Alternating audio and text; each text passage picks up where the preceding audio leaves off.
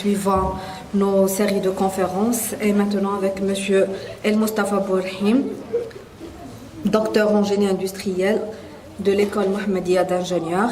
Il va nous présenter une conférence sur la réalité étendue, la réalité virtuelle et la réalité augmentée. On vous la parole, Monsieur Bourhim. D'abord, je tiens à remercier les organisateurs de cet événement de nous avoir préparé un programme de 2 jours aussi intéressant et aussi instructif. Je souhaite également remercier les organisateurs de m'avoir invité à participer à cette conférence, qui sera sans aucun doute des plus stimulantes. J'adresse également mes remerciements au personnel de l'EMG, l'École marocaine d'ingénierie.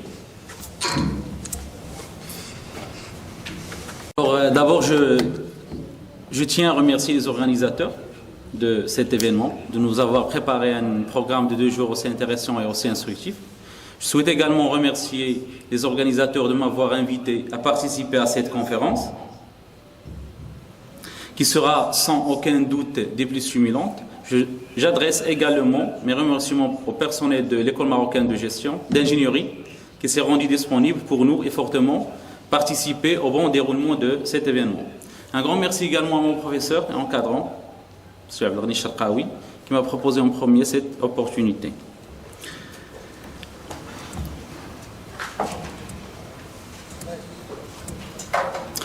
Autre l'introduction et la conclusion.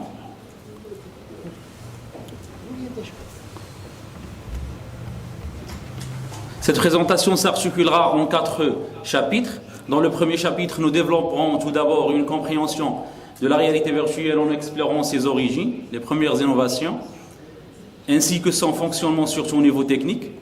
Dans le chapitre 2, l'idée générale est de créer un scénario pour les participants, dans lequel nous montrons qu'une simulation de réalité virtuelle peut être appliquée pour comprendre et prédire le comportement humain dans les incendies, ou bien ce qu'on appelle les environnements de stress, cas d'étude des incendies. Dans le chapitre 3, on présentera un framework permettant aux concepteurs de sélectionner le moteur de jeu optimal en fonction des exigences techniques de l'application à développer dans l'environnement virtuel. Le dernier chapitre aura comme objectif de définir et hiérarchiser et synthétiser le groupe SWOT, Strengths, Weaknesses, Opportunities and Threats, de la réalité virtuelle en tant qu'outil de recherche prédictif et efficace du comportement humain.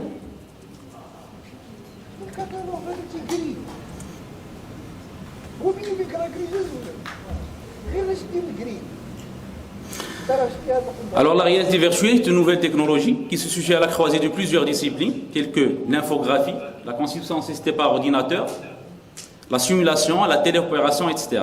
Elle utilise de nombreux périphériques matériels, techniques et logiciels pour chaque domaine d'application. Aujourd'hui, la réalité virtuelle est désignée par plusieurs termes, à savoir l'environnement virtuel, espace virtuel, monde artificiel, réalité synthétique. La définition de chacun de ces termes comporte d'un domaine à l'autre une nuance parfois importante. Les chercheurs d'un domaine ne voient pas forcément la même définition que ceux d'un autre domaine pour le même terme. Parmi les définitions de la communauté française, nous citons celle de Bouvier qui a introduit 3 composantes de base pour la réalité virtuelle, à savoir l'immersion, l'interaction et présence.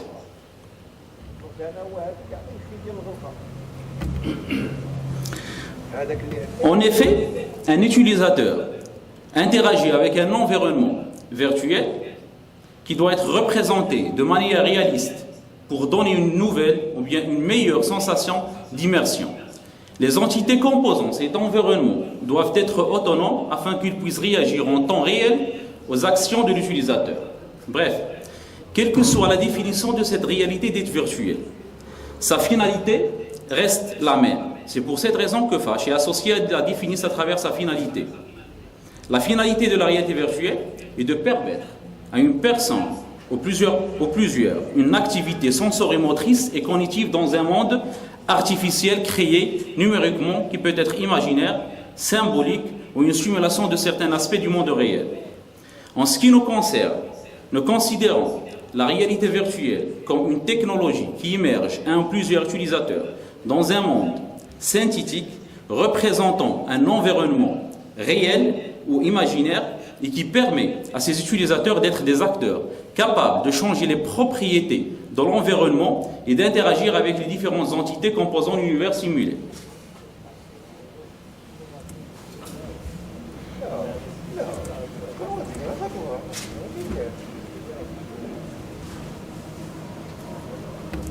Depuis 2016, la réalité virtuelle est enfin accessible au grand public.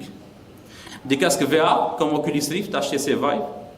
Mais pour en arriver là, il aura fallu beaucoup de temps et de tentatives ratées pour parvenir à ce niveau d'aboutissement et de simplicité d'usage. En 1957, le Sensorama est le premier concept du casque VR. Morton il invente une machine conçue pour immerger les utilisateurs dans un monde imaginaire. Son but est de permettre aux spectateurs de se plonger dans des films en trempant leur sens afin de donner une nouvelle envergure à l'expérience cinématographique. Il imagine le Sensorama comme une machine capable de simuler des odeurs, de produire du son en stéréo, des vibrations et même des effets atmosphériques comme le vent. Vers 1966, les premiers simulateurs de vol dédiés à la formation des pilotes sont développés. Il faut attendre la décennie suivante pour que le premier casque de réalité virtuelle soit créé. Des grandes données et des jouets sont élaborés entre 1980 et 2000. Le succès des jeux vidéo a contribué aux premiers essais en la matière, comme le Virtual Boy.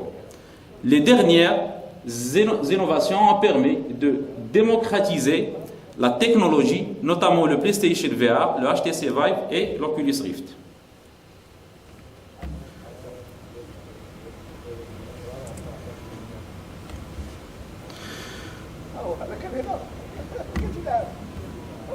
Une simulation virtuelle implique l'intervention de plusieurs variables de virtualité dans une scène.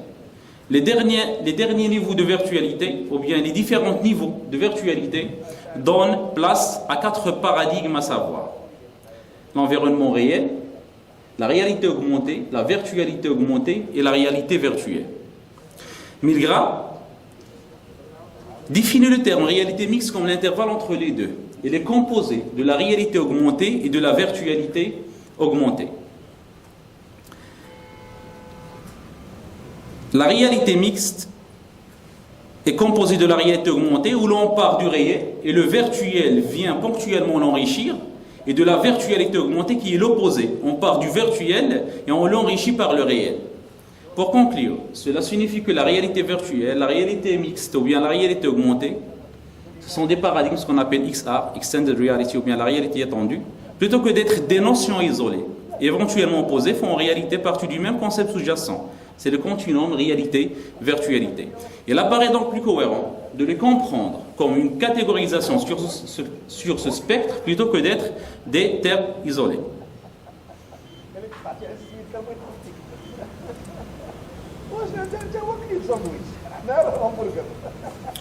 Alors Zitzer a défini 3 composantes de la réalité virtuelle qui sont en parfaite correspondance avec les objectifs de la plupart des travaux dans ce domaine. Ces composantes sont l'autonomie, la présence et l'interaction. Alors l'interaction peut être définie comme étant un langage de communication entre l'homme et l'environnement virtuel. Ce langage correspond à l'ensemble des actions, réactions réciproques entre l'homme et l'environnement virtuel par l'intermédiaire d'interfaces sensorielles, d'interfaces motrices et des techniques d'interaction. En réalité virtuelle, la notion d'autonomie est liée aux différentes composantes de l'environnement virtuel.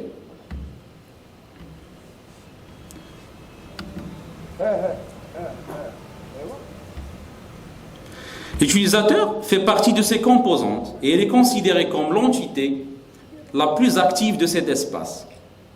La place de l'utilisateur en réalité virtuelle n'est pas la même dans les autres environnements. C'est-à-dire que l'utilisateur est exposé à un environnement autonome qui procure à l'utilisateur une certaine liberté pour évoluer, changer les propriétés de l'environnement virtuel et surtout interagir avec ces entités sans fixer de paramètres ni avant ou pendant l'expérience. L'autonomie de l'utilisateur, elle réside dans sa capacité à coordonner ses perceptions et ses actions au cours du processus de l'interaction avec les autres entités. La présence d'un utilisateur dans un monde virtuel est un autre facteur qui joue un rôle important pour une meilleure sensation d'immersion. En effet, la présence procure à l'utilisateur un sentiment d'être à l'intérieur de la scène virtuelle.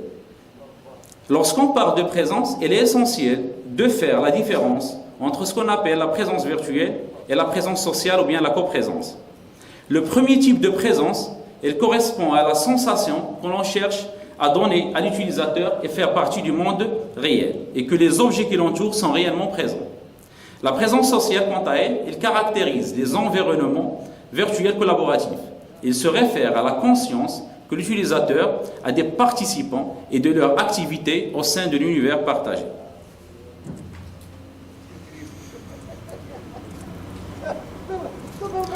On peut classer les environnements virtuels selon le degré d'immersion fourni en 3 types.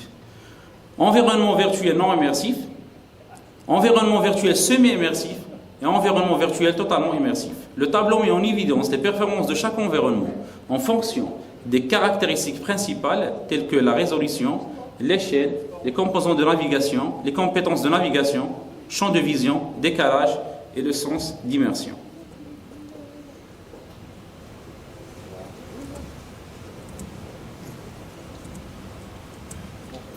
La communication entre l'utilisateur et le système de la réalité virtuelle se fait à 2 niveaux.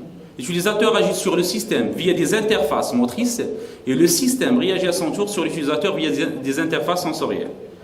Bourdieu et ses collègues ont présenté les 5 composantes classiques d'un système de réalité virtuelle, à savoir le moteur VR, les logiciels et les bases de données, les périphériques d'entrée-sortie, l'utilisateur et les tâches.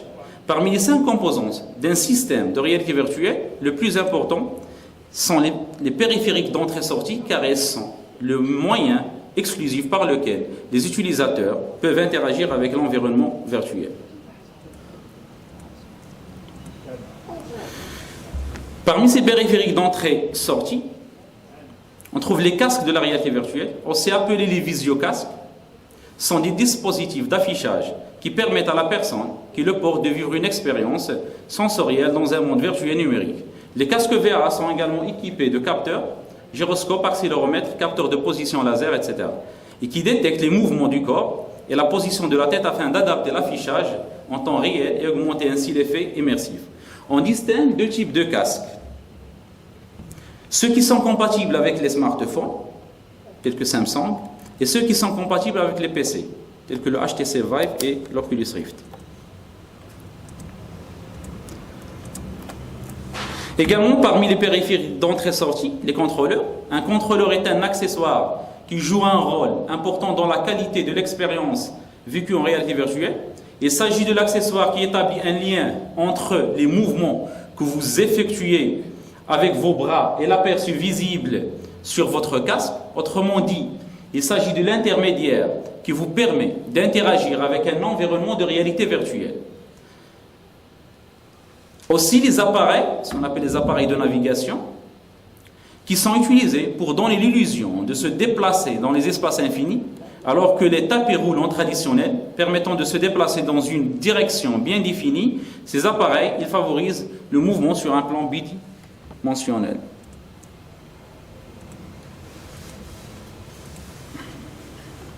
Soit body tracking, gesture tracking, ce sont des appareils de suivi, donc ils consistent à détecter non pas la position de l'utilisateur, mais sa posture afin de la reproduire virtuellement.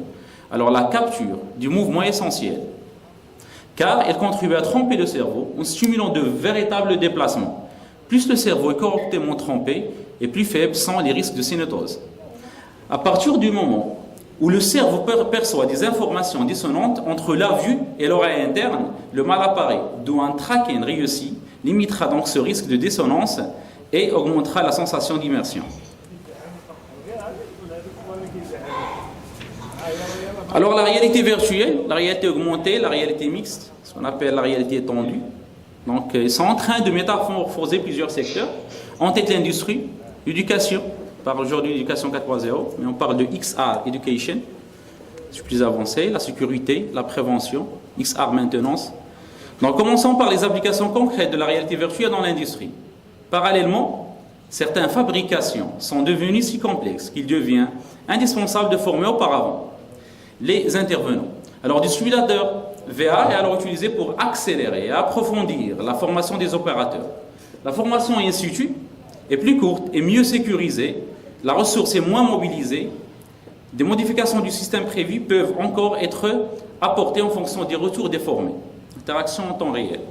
Avec les simulateurs VA, la production peut démarrer plus vite, plus massivement et avec moins de risques et de rebais. Tous les métiers de production qui font face aux imprévus comme l'installation, la maintenance ou bien la sécurité vont bénéficier de la réalité virtuelle et de la réalité augmentée pour explorer de multiples situations plus ou moins probables.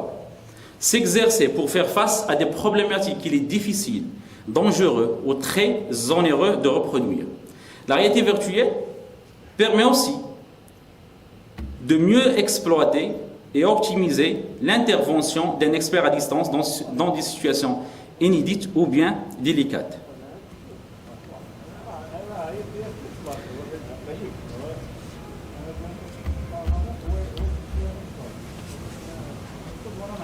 C'est bloqué. La réalité virtuelle dans l'éducation a plusieurs avantages, surtout dans les filières professionnelles.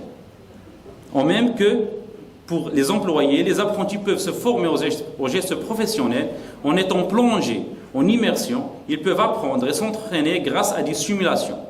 L'utilisation de la réalité virtuelle et d'un environnement entièrement numérique permet de répéter une tâche à l'infini. Les étudiants ont ainsi le droit à l'erreur et peuvent recommencer une tâche jusqu'à la mémoriser. Alors la réalité virtuelle permet l'apprentissage par la mise en pratique, by the way. Et avec cette méthode, les utilisateurs atteignent un taux de mémorisation de 75% à 90%, contre 5 à 10% pour un cours magistral traditionnel. Des solutions existent aujourd'hui pour mettre la réalité virtuelle à disposition dans les filières professionnalisantes afin d'améliorer la motivation, l'engagement et la mémorisation des informations par les élèves.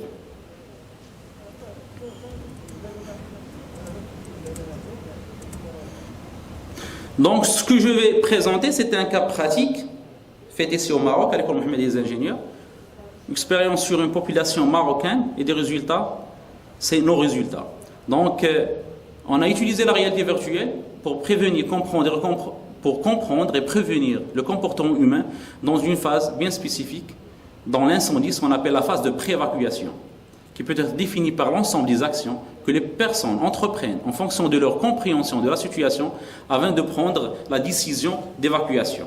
Alors la théorie de la conscience, ou bien ce qu'on appelle situation awareness, définie par Ainsley en 1995, peut nous guider dans la compréhension des comportements de l'évacuation. Plus précisément, ainsi décrit l'acquisition de la conscience de la situation par l'articulation de 3 process, hiérarchiquement et temporellement organisés. Niveau 1, c'est le niveau de la perception des éléments de l'environnement. La première étape consiste à percevoir des états, des attributs et la dynamique des éléments de l'environnement. Niveau 2, c'est la compréhension de la situation actuelle. Le niveau 2 va au-delà de la simple conscience des éléments présents du niveau 1 et inclut la compréhension et la signification de ces éléments. Le niveau 3, c'est l'anticipation des états futurs. Le troisième et le plus haut niveau dépend de la capacité à anticiper les actions futures des éléments de l'environnement, au moins pour le futur proche. Ceci est réalisé par la projection d'un modèle mental du comportement sur la conscience des éléments. Niveau 1 et sur la compréhension de la situation, niveau 2.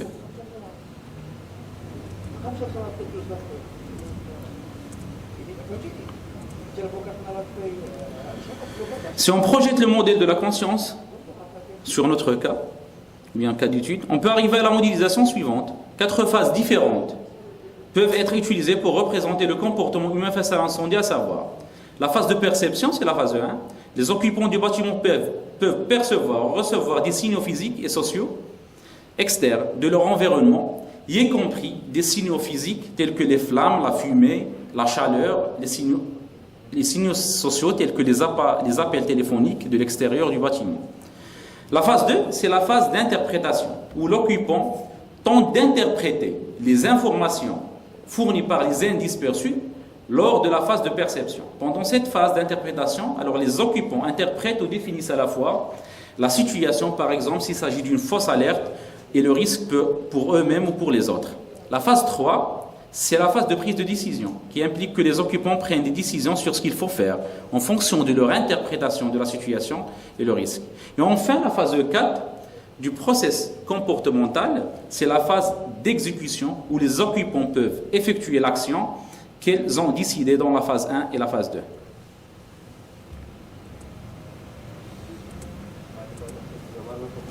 Alors, le modèle chronologique est une méthode pour représenter les phases d'une évacuation. Deux phases différentes peuvent être utilisées pour représenter le process, à savoir la phase de réponse, response phase, la phase du mouvement, evacuation movement phase. La première étape est la phase de réponse et l'étape de notification. Lors de la phase de notification, des signaux de notification tels qu'une alarme indiquent aux occupants qu'un événement inhabituel et potentiellement dangereux s'est produit et les oblige à évacuer.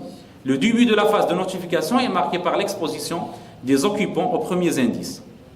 Au cours de la phase de notification, l'occupant peut sciemment ou non ignorer les indices et poursuivre ses activités normales et à la fin de la phase de notification est marquée par le fait que les occupants réagissent aux indices de notification en se désengageant des tâches auxquelles étaient précédemment impliqués.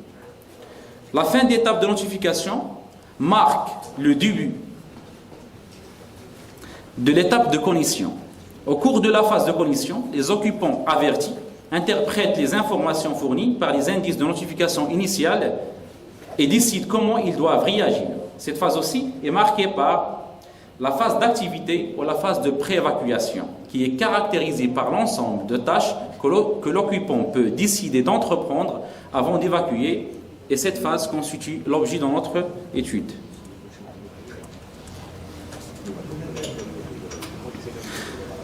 Malgré que peu d'intérêt a été accordé au domaine de préévacuation, le comportement dans cette phase est alors un facteur essentiel de survie. Selon plusieurs investigations, lorsque les incendies se produisent, les réactions humaines de préévacuation peuvent être conclues comme suit: confirmer les informations, lutter contre l'incendie, informer d'autres personnes ou alerter, rassembler les biens, commencer à s'échapper, maintenir la position initiale ou ignorer les informations, attendre les secours et s'abriter.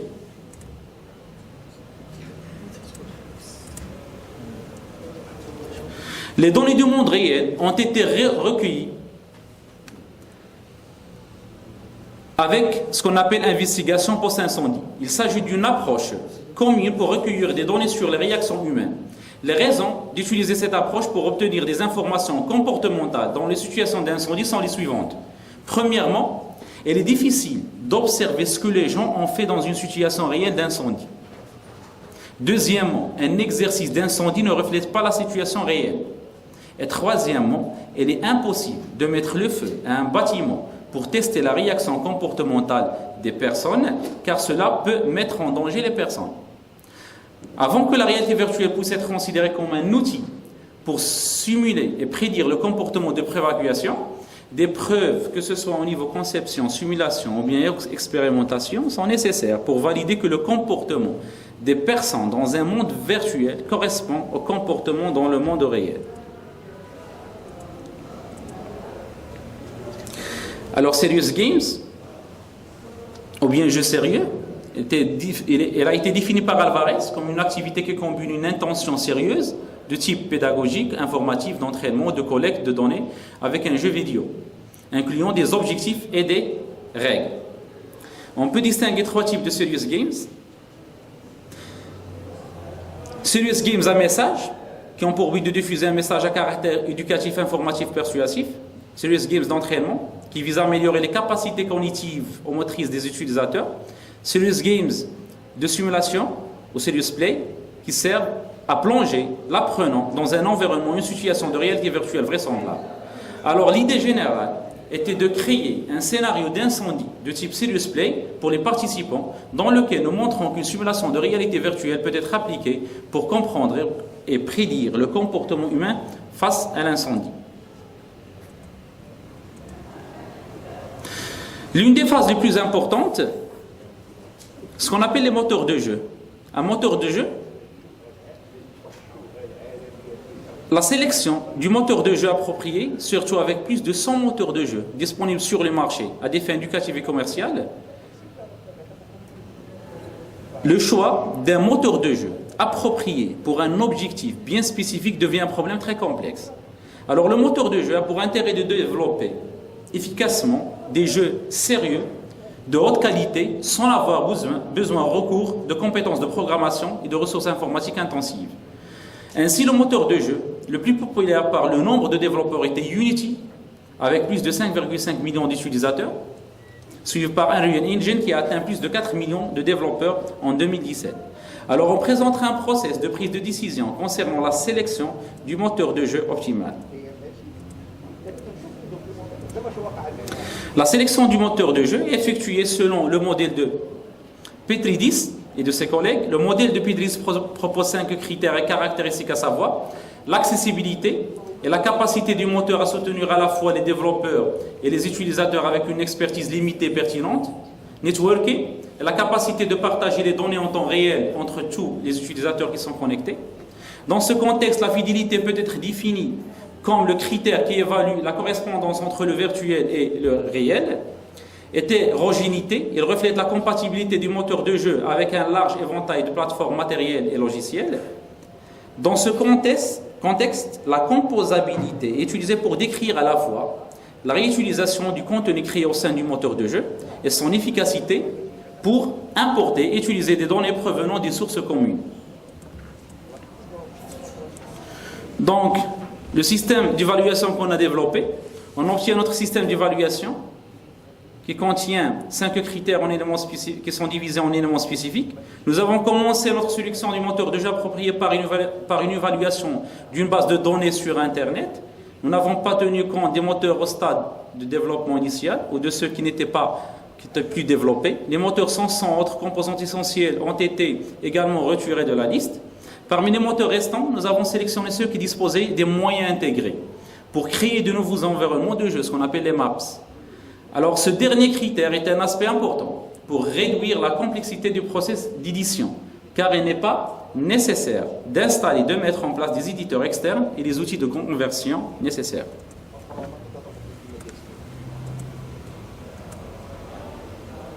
Après la réduction de la liste originale, cette étude est concentrée sur 3 moteurs de jeu, peu coûteux et à notre avis populaires pour une évaluation plus approfondie, à savoir Unity, CryEngine et Unreal Engine.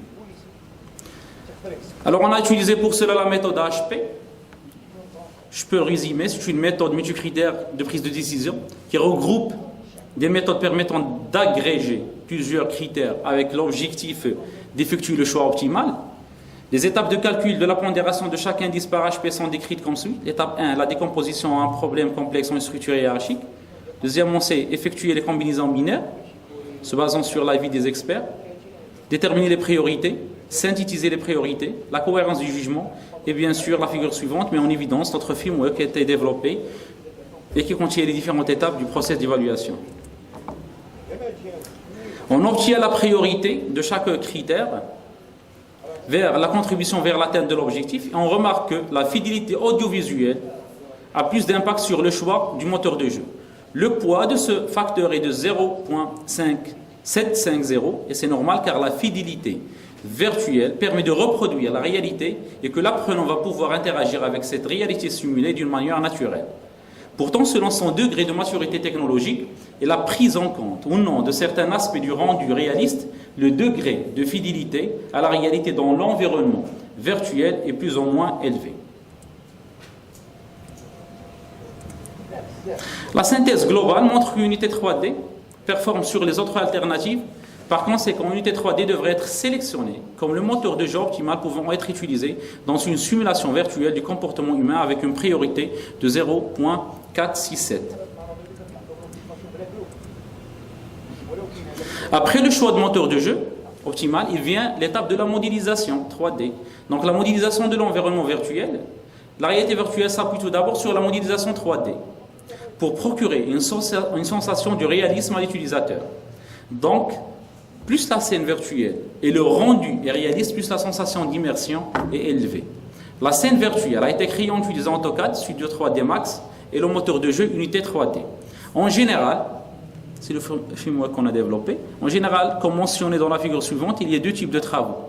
Les travaux réalisés entièrement dans l'environnement virtuel, et le test est composé de 5 étapes à savoir. Premièrement, au début, les participants ont la possibilité de visionner un tutoriel vidéo dans le but de savoir comment utiliser et naviguer correctement au sein de l'environnement virtuel. Deuxième étape, il consiste en une exploration de l'environnement virtuel dans le but de se familiariser avec les actions possibles sur la scène. Il s'agit d'apprendre à saisir les objets, de se déplacer, de changer la direction, etc. L'étape 3, c'est l'expérience. Alors le participant commence à réagir à un incident dès qu'il perçoit un signal d'incendie tel que la fumée, l'alarme, etc. L'expérience, dans 10 minutes au participant, la première action choisie par le participant indiquera la réaction comportementale de préévacuation. Une fois le premier choix a été fait, la simulation VR s'arrêtera automatiquement, et dans la dernière section, les participants ont été invités à répondre à plusieurs questions semi-structurées concernant le réalisme et les différentes caractéristiques des simulateurs d'incendie VR.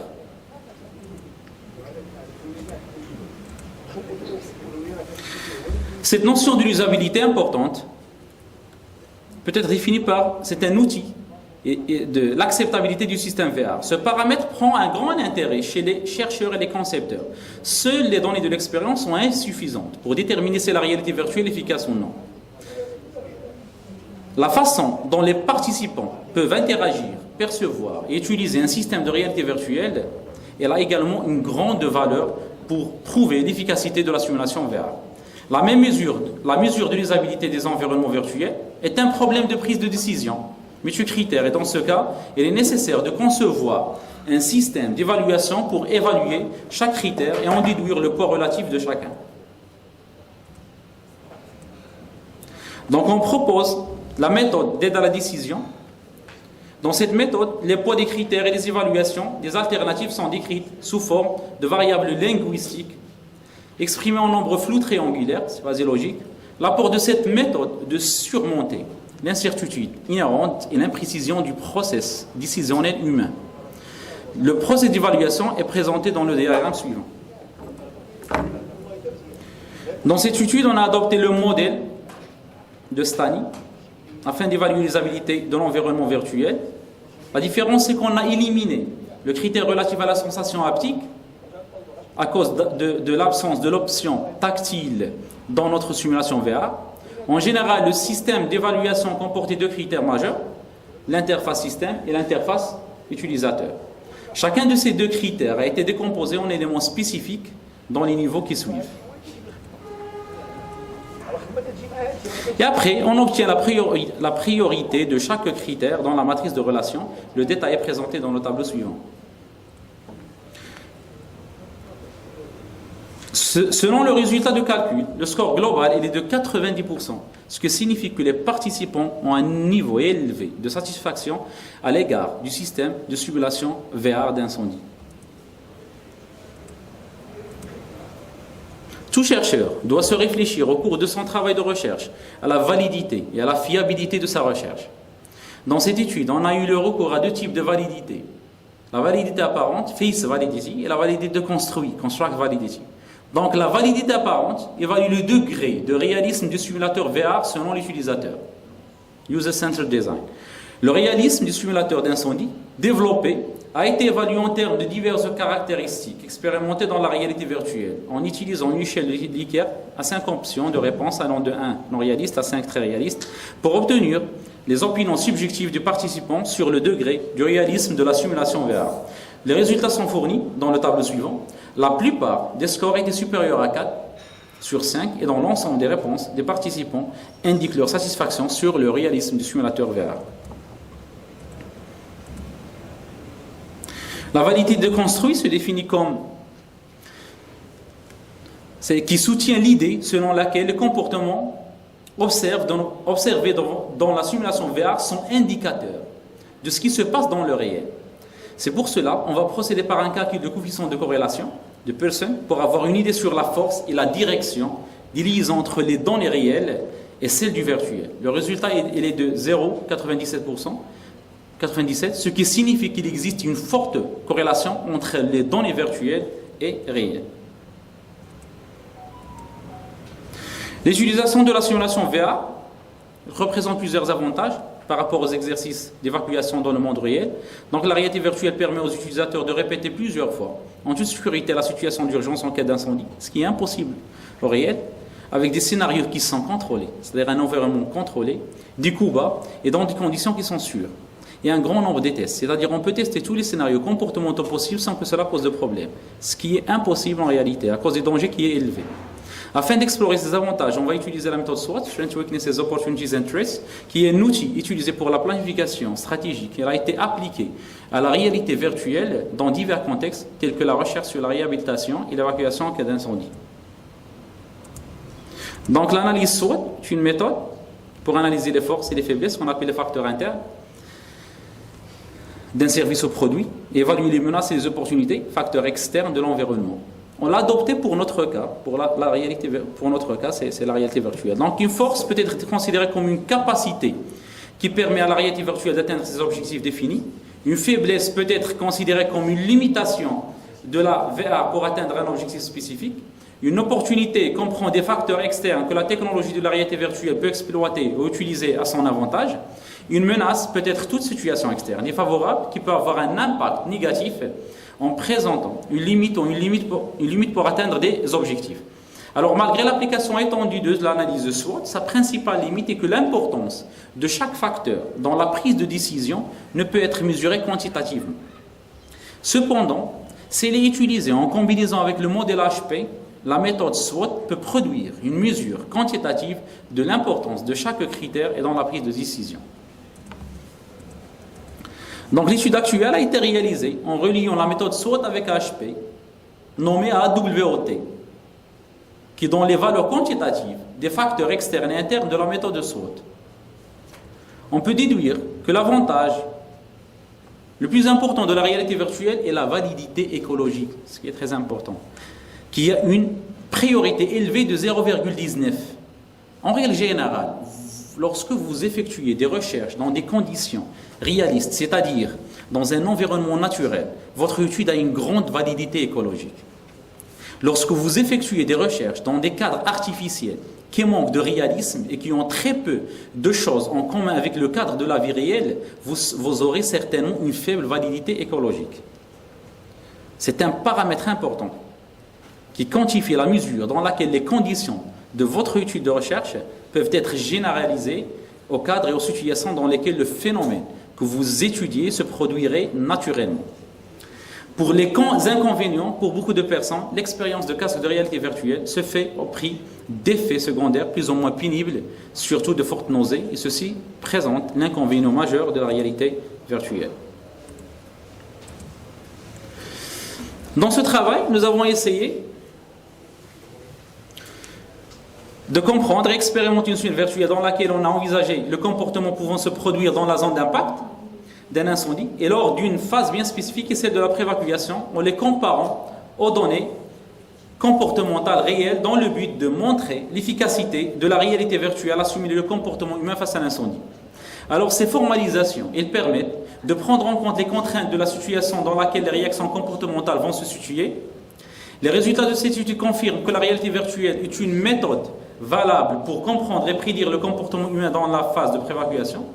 L'utilisation d'une simulation d'incendie par réalité virtuelle pour la recherche sur le comportement des personnes dans la phase de préévacuation présente de nombreux avantages par rapport aux méthodes classiques. Le fait de mener l'expérience dans un labo sans obstacle présente un risque minimal pour les participants. De plus, le simulateur est un environnement contrôlé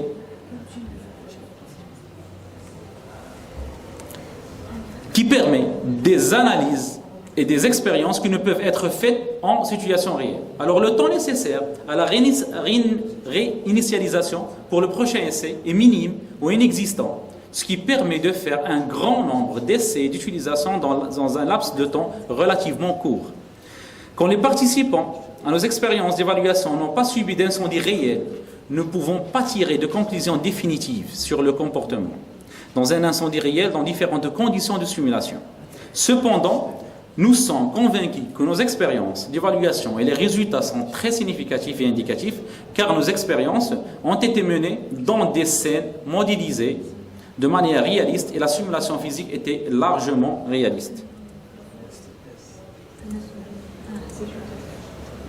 Mais ce travail a aussi des limites, qui peuvent être des futurs travaux pour les futurs doctorants. Tout d'abord, les participants étaient seuls dans le scénario, dont la plupart des incendies d'autres occupants sont présents et sont plus susceptibles de s'affecter les uns les autres. Donc, une importante voie de recherche pour l'avenir serait la prise en compte de l'influence sociale qui peut entraîner une modification des comportements face à l'incendie. De même, le présent scénario d'incendie en réalité virtuelle ne comportait que des simulations auditives. Cependant, les incendies sont également caractérisés par des odeurs de fumée et de matériaux, ainsi que par la chaleur générée par le feu. Les études futures pourraient inclure des simulations de chaleur. Également, notre simulation VR ne fournit pas à l'utilisateur un retour haptique réaliste. Par exemple, lorsqu'un objet entre en collision avec le participant, celui-ci ne ressent aucun effet de cette collision. D'autre part, lorsque le participant pousse un objet, il ne ressent pas non plus la force de réaction exercée par l'objet. Cette limitation peut entraîner une expérience irréaliste pour les utilisateurs. Une future direction de recherche consistera à inclure un dispositif de retour haptique qui permettra à l'utilisateur de ressentir les objets virtuels ainsi que les obstacles comme les murs, les meubles, etc. pour améliorer le réalisme de la scène virtuelle. Pour limiter le nombre de corrélations examinées, nous nous sommes concentrés seulement sur la relation entre le comportement du virtuel et celui du réel. À partir de là, on peut affirmer que le comportement de préévacuation est lié à de nombreux aspects comportementaux. Cependant, des recherches supplémentaires restent nécessaires pour traiter de façon plus détaillée les facteurs spécifiques qui pourraient expliquer la décision de préévacuation.